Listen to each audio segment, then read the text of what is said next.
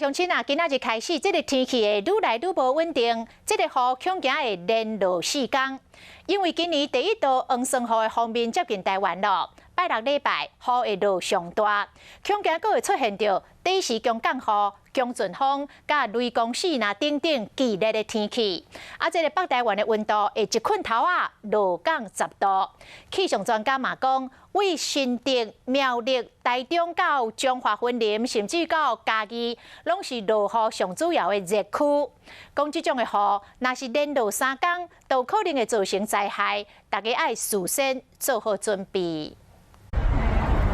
这些花蕊因为落雨，拉伫涂骹变做一条花毯，山地花嘛无导致载雨水，所落来想要去武陵看花，恐惊搁较无简单。因为今年第一波梅雨锋面到啊，拜六礼拜恐惊拢会落雨。预计周末将是这一波锋面影响台湾最明显的时间点，而一直要到礼拜1，整个锋面逐渐的南下。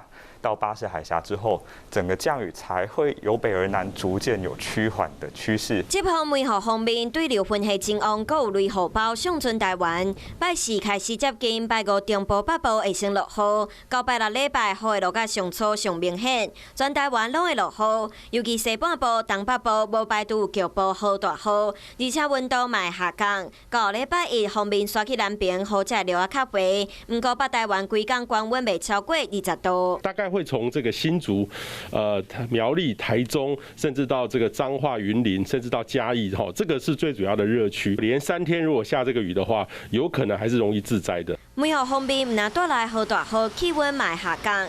自原本翕热像热天同款，搁转去到凉凉的秋天。一个拜六礼拜，唔但会记得早雨伞，恐惊嘛会穿着外套，搁有长雨啊。Hello， 大家好，我是乃瑜，要教给大家2个任务。第一个，华视新闻的脸书专页，你按赞了吗？